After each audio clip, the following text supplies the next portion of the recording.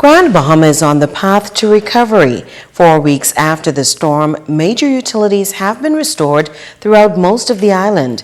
Commerce has been restored and the tourism industry appears to be on the rebound. The Grand Bahama Port Authority continues to play a leading role in the revitalization of the city post-Hurricane Matthew. Italia Hall has more. Over 4 weeks ago, Hurricane Matthew unleashed its fury on Grand Bahama. For some residents, the storm was a traumatic experience and coping has been a bit difficult. Director of Communications at the Grand Bahama Port Authority, Kimberly Miller, says that is why the company, along with other partners, organized a series of post-crisis seminars. Miller says the GBPA continues to make services available to residents where they can call the company to report any concerns that they may have regarding their properties being inspected, to ensure their safety, but at the same time, any questions that they may have regarding our Operation Restoration Initiative. We are therefore urging residents to continue to utilize the numbers 350-9104, 350-9101, and 727-9154, the latter being available until 8 p.m. during the business week. Miller says the GBPA's prime objective is to convey facts to the public in a timely manner. We must commend Radio Bahamas, Ricardo Natalie, and the rest of the ZNS team, and all media, which kept us fully informed and did such an excellent job in this regard. We too were challenged with our phone systems and did our best 1 week immediately following the storm to mobilize a team led by Mrs. Nicole Colebrook, Manager of Customer Relations Department, who ran a hotline that was operational 24/7 by live personnel who were able to advise the community on the status of our recovery efforts. The communications director says the GBPA will continue to host weekly press briefings and will share updates on Facebook to keep the public informed. Recovery post-Hurricane Matthew will take time.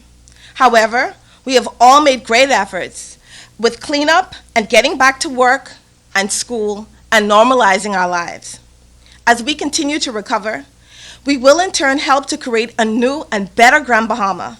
The company is urging all residents who may have any concerns to use their mobile software application, the Freeport Report app. Italia Hall, ZNS Network News. There has been significant loss of property on Grand Bahama as a result of Hurricane Matthew. The extent of damage in the various areas vary, and the Urban Renewal Program was mobilized to render support. A local pastor is among those grateful for assistance. Joan Davis-Roll reports. As a pastor, he knows where to find spiritual refuge, but it was his physical shelter that was compromised during a time of storm, his home. During the height of Hurricane Matthew, Pastor Henry Morris's roof of his home flew off, leaving his entire family exposed to the elements. The hurricane seems to be way beyond the broadcast what they said was, because the wind, it just like was a underground train run underground, and it just root up all the trees and it tear the upstairs, it tear half of face, and after it just keep ripping away. Hurricane Matthew's destructive power did not stop there. And then the roof of that, it hit that part of the roof, that borehole in that roof there, and then all the water started coming downstairs. And then but all of us, we were in a set of dogs. Since then, work has begun on Pastor Morris's home, thanks to the efforts of Urban Renewal 2.0 on Grand Bahama. Pastor Morris says despite the vast destruction on this northern island, he, along with Deputy Director of Urban Renewal Michelle Rackley, believes that behind every dark cloud there is indeed a silver lining, and that great things are on the way for Grand Bahama. When we look at urban renewal in the community, it gives you great hope and courage, and knowing that the government really cares for us, and doing its job for those who have the voice, disaster. What I would like to see for those who hit the voice, try to take care of them first, and the one who have later disaster, then you can deal with them. You have to deal with all, but just like my own outside, And most homes who have the top off, you have to really check with them first. But the said who have just like shingle off, it's not so bad.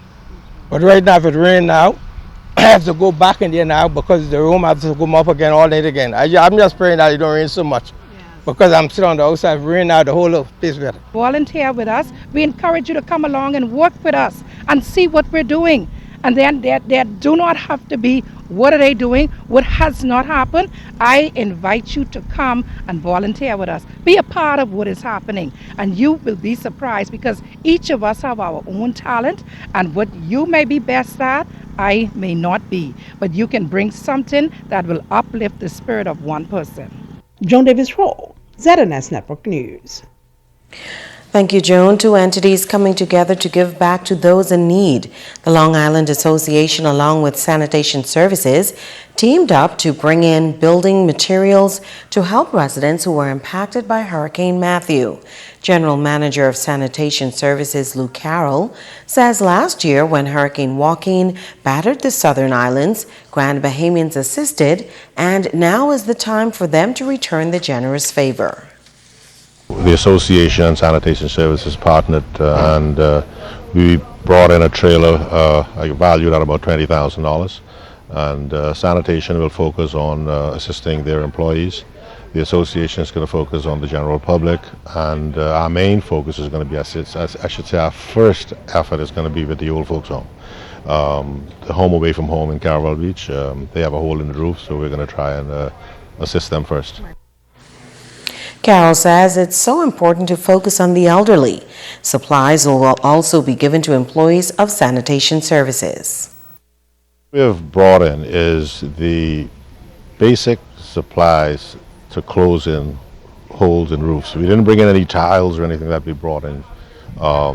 Roofing plywood, brought in peel and stick, felt, and so the whole $20,000 is just that. They've contributed their share.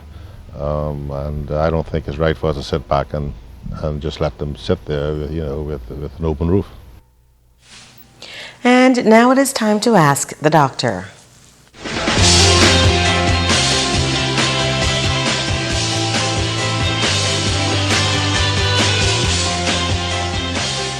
Hi and welcome.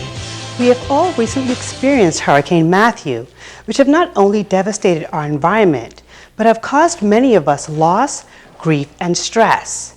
I found it therefore timely to discuss post-traumatic stress disorder, or PTSD, which is a mental condition that is triggered after a distressing event, such as an act of violence or natural disaster, like hurricanes.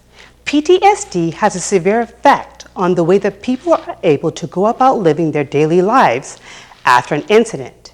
This condition can develop within 3 months after the event and can affect those who have either experienced, witnessed, or even learned about a traumatic event.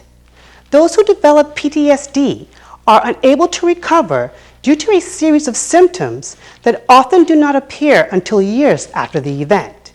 These symptoms include reliving the traumatic event as if it were happening again through flashbacks and nightmares, avoiding any thoughts, places, or people that can remind you of the traumatic event, strong emotional distress or physical reactions to reminders of the event, difficulty falling asleep and concentrating, irritability, angry or aggressive behavior, or feelings of overwhelming guilt or shame. The effects of PTSD can be particularly dangerous to those who have experienced a hurricane or other natural disasters. This is because people tend to feel as if they do not have any support after losing homes and in extreme situations, family members. So if you or someone you know needs support, please seek help as it is available. I'm Dr. Monique Pratt, and this has been Ask the Doctor. Don't go away. Sports is up next with Ricardo Liborn.